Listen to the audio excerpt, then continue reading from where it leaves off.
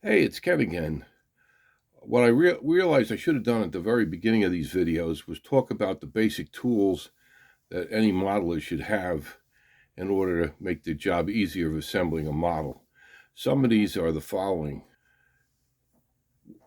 Of course, X-Acto tools. I have a whole set of knives, and the micro saw really comes in handy. Um, Either that, or then, of course, you have the micro clippers that a lot of modelers use to cut the parts off the tree.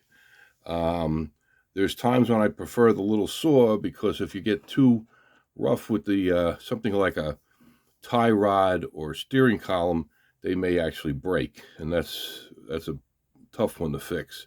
So sometimes I prefer to use the little micro saw. The next thing would be tweezers. I have an entire set over here, but as you can see,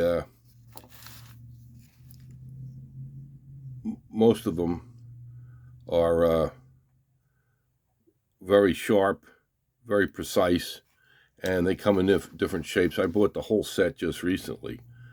And then next thing you have is a pin vise, which is invaluable uh, if you're going to try to drill holes into, a scale model.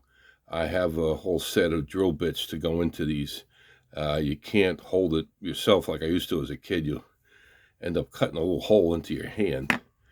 And electric knife, I don't have it here, but they're very helpful. It's basically a soldering iron, low voltage, that you can use with different tips to cut through plastic. I've used that to cut open doors and hoods and trunks when that wasn't the way the model came. And of course, you need good old clothespins. They're not hard to get. These are with the metal clamp, have a very good pressure, not crazy, but to hold parts together while the glue dries. And when all else fails, you want to have the artist brushes, which of course they come in all different sizes, and be sure to get some good ones, not the crappy white plastic ones that come in. It's like paint sets, brush paint sets. Um, so that's some of my tips. And then, of course, you may want to have a hammer in case the whole job goes wrong. Okay. And then on to our car, how our car is coming. Um, we got the whole subassembly put together. Came together pretty well. One thing I will tip you off is that the bottom, uh, this little uh, bracket they tell you to glue on in step 4.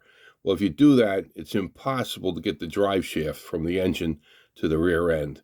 So I had to break it back off and then reattach it after the drive shaft was in place. The other thing is, if there's probably one part of these cars that I dread the most, and that is the roll cage.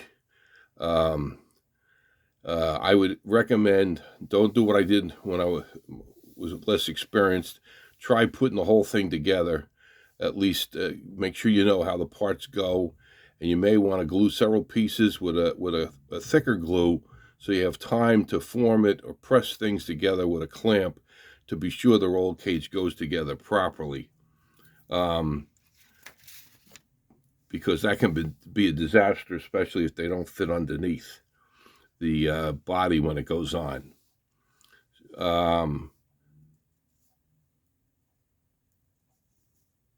so anyhow, and the other thing, of course, here are some of the tires that I've put I apply a dull coat to the side after applying the Goodyear decals.